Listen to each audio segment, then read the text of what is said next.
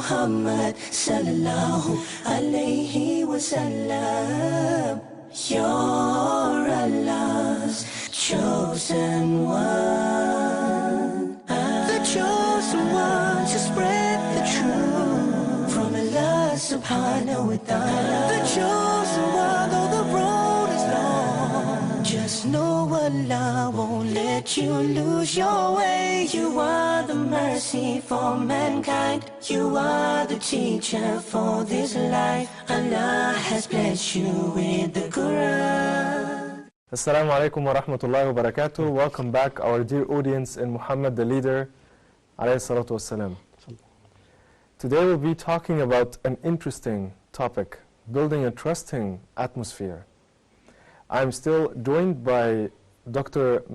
Mamdouh Muhammad, the former professor of Johns Hopkins University. Welcome, Dr. Mamdouh. Welcome. So, Dr. Mamdouh, today our episode is about building trust and earning trust. And if I may start in this topic, I know the word trust might seem easy, but I'd like you to define it from Prophet Muhammad sallallahu alaihi wasallam perspective. Jazakallah khairan. First, I would like to say that this is one of the unique things that probably not all the leaders have this quality. However, the topic itself is very essential in building up a team, let alone if we talk about a community or a whole nation. This is one of the difficult tasks for leaders. If you are appointed a leader and you are in the beginning, as in the countries nowadays, some countries have appointed their president very recently, and try to imagine that, particularly if the one who is a potential candidate has some history with negative connotations, and it becomes very difficult for him to build a trusting atmosphere. Yes. Prophet Muhammad sallallahu alaihi wasallam, his beginning was different. It was already people trusted him. People knew him before.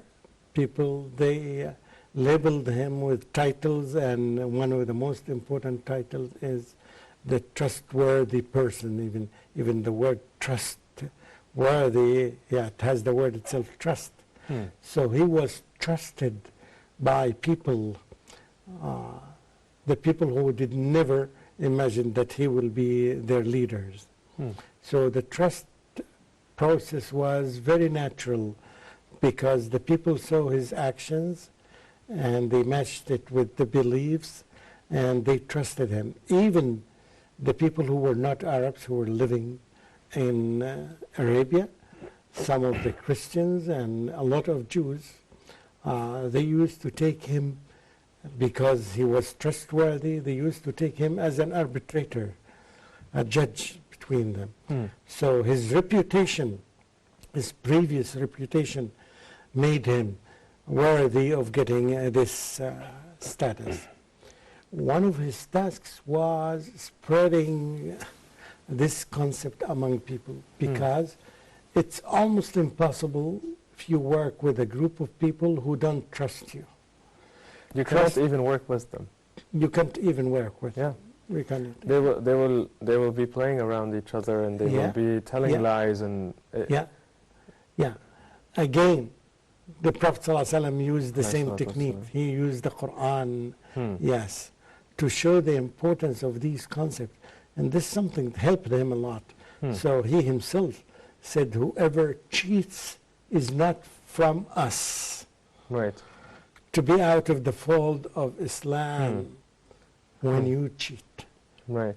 And therefore the Muslims learn it from day one, that you have to keep your word, you never cheat, and you never do these things. So the word cheat here is a big word. I mean, it is a big word. Because, I mean, it has like so many meanings from different perspectives. Could you elaborate on the word cheat? Like, what does Prophet Muhammad mean when he said cheat? Okay, for example, cheating, yes, let me talk about some examples. If you sell me a product as if it is gold, And then after some time, I discovered that it is not pure gold. Okay. It's gold mixed with some other metals. I'm buying this as pure silk, and I find that it is fabricated silk or, Right. and many other examples. If you say a lie, you make a lie, you say that I am the leader of my tribe and you are not the leader not, of the okay. tribe. And so Faking a personality or not telling the truth.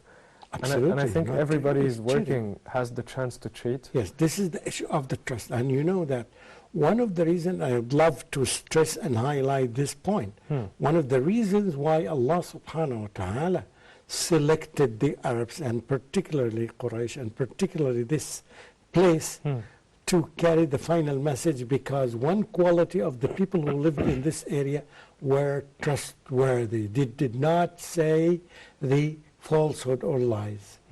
Lying was something that's very, very shameful to do. That's why the history of Islam proves that, yes, although the Arabs opposed yes, Prophet Muhammad sallallahu alaihi wasallam and opposed his message, yet they never made a lie. Right. And they could not lie even when they described Prophet Muhammad sallallahu alaihi wasallam to the kings of the areas around them, Byzantium, for example, and the king of Persia and the king of Bahrain at that time. Right. Yes, So trust cannot be purchased anyway. Yeah, cannot. They could not say a lie against him because they had this quality.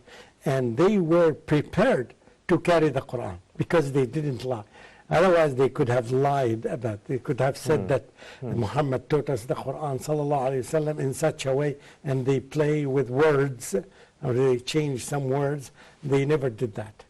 All the Arabs, this was the nature of the Arabs, which is something very positive and made them, yes, really good candidate for memorizing the Holy Quran. Right. So, Dr. Mamdouh, while we move on through the trust stages, we know that it grows up gradually.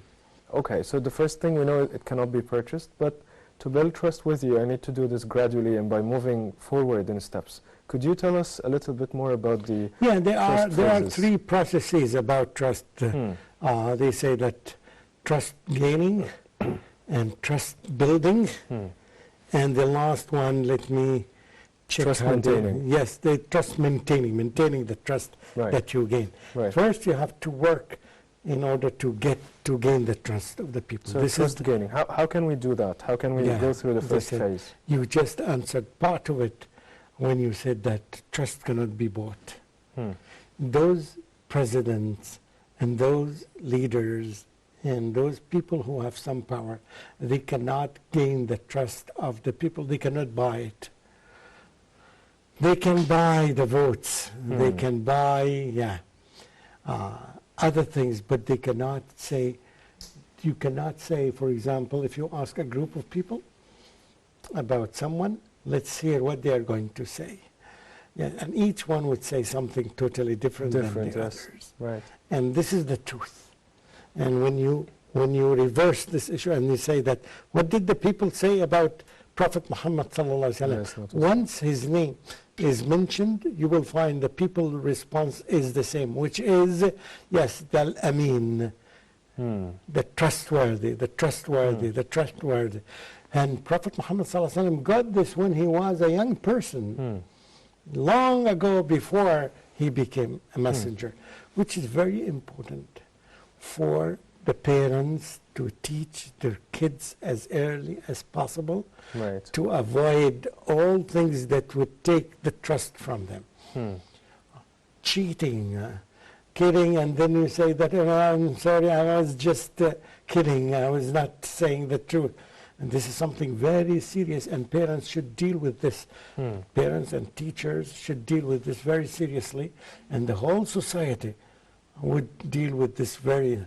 You would find something good about some Western countries. When they cheat, when they lie, they would say, I did that, which is, of course, it's bad to do a lie, to make a lie, to invent a lie, yet it's also a positive thing that you confess that you did this. So, and this is the minimum thing that we accepted. However, we should eliminate it as much as possible. Unfortunately, nowadays, there are some terms that are going among people. They say that white lie. Yeah? Right. There is nothing called white lie and black lie. No, there's nothing. If you make a lie, it is a lie. Even when the people talk about the 1st of April, April's Fool, which is April's lie, they start making lies. And they think they are just kidding and they are just joking because the occasion taught them this.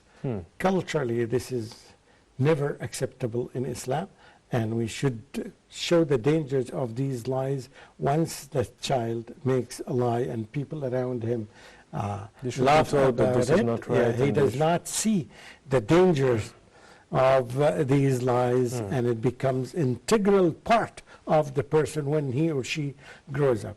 Prophet Muhammad ﷺ, from the very beginning, and I loved to put this on the top of the chapter, whoever, and see the words, man ghasha, whoever cheats is not from us. It's not as people would say it, man ghashana, whoever cheats us is not from us. No. Whoever cheats, that it is, if you made a lie against other people, against from other religion, it's considered a lie. Right. It's not whoever cheats us, because if you cheat them, that means you can cheat us, which is something very good. This prepared the society to keep away from these lies and to prepare them to receive the message from Allah subhanahu wa ta'ala. So now that was the trust gaining phase. Yeah. Now, if I want to start trust building, I want to build trust. Again, you go from one step into another. You build the trust until it becomes... it's more of gaining steps. Like you do more of the gaining. gaining, You gain so one, start but you need to building gain and more and more and more and more. So it goes on by situations, by days, by interactions. Yeah, and then after that, maintaining it. In other words, don't let any one of the steps that you made go away from you. So maintain, like maintenance, you want to maintain the state of the car that you have, so you do some oiling and you do some services for it so that you don't lose anything in the car. So these are 3 steps, and the Prophet Muhammad ﷺ cared about them, and he taught the companions about these issues, which is something very, very essential. Right. All right, Dr. Mamdouh, thank you so much for this point of information. Now we'll be moving right after the break to the challenge Prophet Muhammad ﷺ faced with the people of Mecca. Our dear audience, stay with us. We'll come back to continue talking about this interesting topic after the break. Oh Muhammad sallallahu alayhi wa sallam.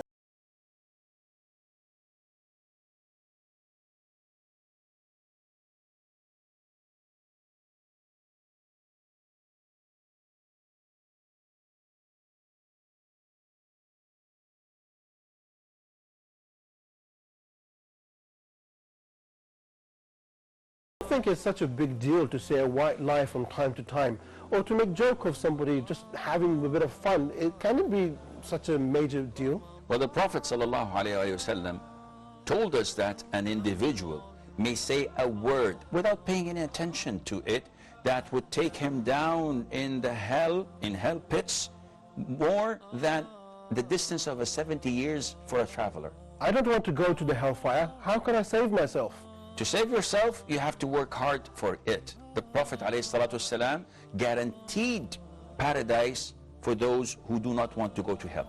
Sheikh, can you tell me of what should I preserve in order to go to paradise? It sounds a little bit easy, but it isn't. The Prophet said ﷺ, whoever what's between his jaws and what's between his thighs, meaning that he observes and preserves them, the tongue and the private parts, I guarantee him Jannah. So my dear brothers and my dear sisters, we have a beautiful series called Mind Your Tongue. Join us with our well-respected Sheikh Asim al-Hakim. He's going to be at the receiving end of our questions, and inshallah ta'ala he's going to do a fantastic job of explaining all the different concepts and how we can purify ourselves and be the best Muslims that we can.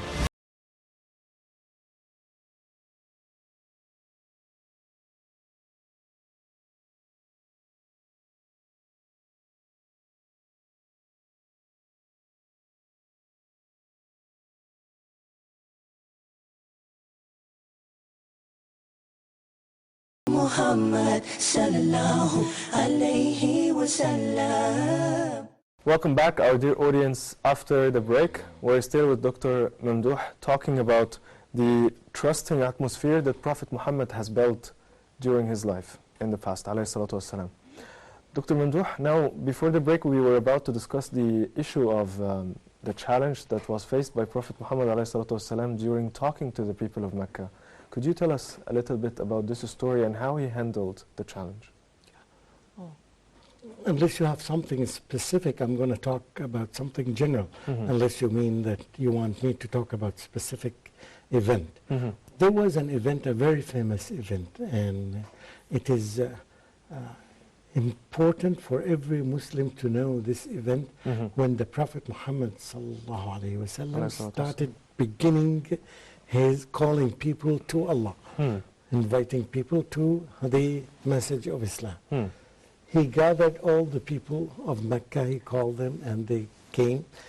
And then he wanted to prove something and to show people that the people that he was inviting, they had something in their heart, something wrong in their heart, that prevented them from accepting the message of Prophet Muhammad sallallahu. Definitely it was their arrogance. They are too arrogant to accept the message of Muhammad sallallahu, but he wanted to prove to them that they have some kind of hypocrisy, because the first thing he said that, would you believe me if I tell you behind me there was a mountain? The Prophet Muhammad sallallahu was standing on the mountain seeing everything. He said that behind the mountain there is an army coming to fight you. It's here. Would you believe me? They said, yes, we believe you. We never experienced you making a lie. So this is the thing that I want. So they showed and they proved to the people that he never lied. And now the situation will change. He said, now, if I tell you that I am a messenger who was sent to you, was selected to be sent to you as a messenger from Allah, would you believe me? Now they said that we always believed you, we always trusted you. And then here, this point, this was the turning point, and they said, تَبًّا لَكَ أَلِهَذَا جَمَعْتَنَا. Yeah, may you be perished, may you be killed. Is this the reason that you gathered all of us and you called all of us to say that? And Prophet Muhammad sallallahu alaihi wasallam, this was the point that he wanted to make. It's some sort of arrogance in their hearts that prevented them to accept that he's a messenger. And believe him, yes. And this is usually the case when you invite people to a new call, particularly a new religion. Right. So this was a very tough situation for Prophet Muhammad sallallahu alaihi wasallam. Yet the Prophet sallallahu alaihi wasallam did not make any concession. He continued doing it again and again in different ways until people started believing it. Then most of the people, when they have gone through these experiences that the Prophet ﷺ that had ultimate power, strong power in his hand, and he could have demolished all of them in one fight, and he had an army of 10,000 people, yet he did not prefer to fight them. He did not prefer to kill them. He had the power and the ability, yet he didn't use the power. We can also see that Prophet Muhammad ﷺ get the Meccans people to trust him through personal and social and business transactions. Through all kinds of transactions, because Muhammad ﷺ lived with Meccan people. Yes. He was strange to Medina. He was a stranger to Medina. So when he traveled to America, and unlike the expectation of many people, he traveled to some area that they never knew him, yet his name and his reputation reached there before. But because of the nature of the people of Medina, they didn't have this kind of arrogance that the Meccan people had, so they did not have a lot of resistance against the da'wah of the Prophet Muhammad ﷺ and the call for Islam. So nowadays, modern leaders, how can they take Prophet Muhammad ﷺ as an example in this area of like his message opened locked hearts and closed the stubborn minds he started talking to them. Although it's although it's of course a different message, because Muhammad was there for da'wah and telling them these are the words of God.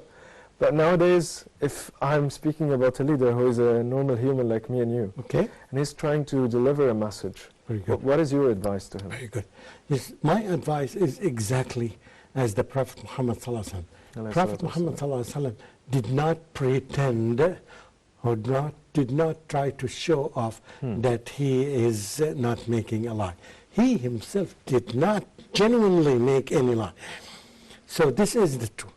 We have from as early as possible to teach our kids, our students, our leaders as early as possible not to say a lie and not to invent a lie. As you see that inventing lies would spread very quickly. For example, has فَمَنْ أَظْلَمُ مِمَّنْ افْتَرَى عَلَى اللَّهِ كَذِبًا, to make up.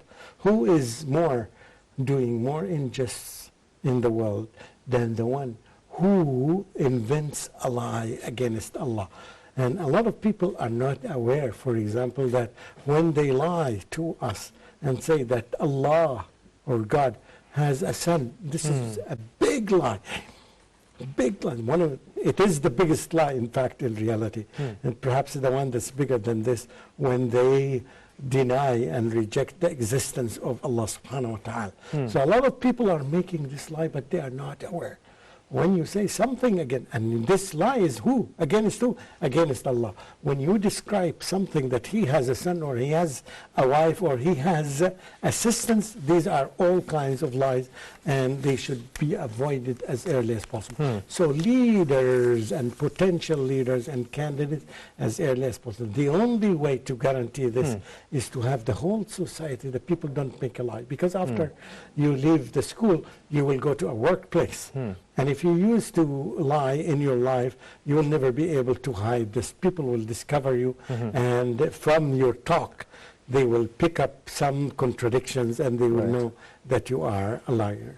So, Dr. Mamdouh, in a previous episode, you told me that nowadays, people, for example, in Japan, they are moving towards having workplaces area, people who are working together, to have it like a glass. You can see what's happening everywhere. You can talk to people anytime you want. Okay. Now, I want to take an example of, for example, a university or a school or a workplace, a bank, anything, a hospital, where people are almost thousands working in one entity, and there must be one leader leading this entity. How is it easy for him or her to be able to communicate with all of these people? Okay. Because usually how it works is that they cascade the communicated message to maybe middle management, as I went through some of the chapters, and then the middle management cascade this. Like, I mean, the first-hand talk, is it important in this case? In big number organizations, usually it is hard, it is very difficult.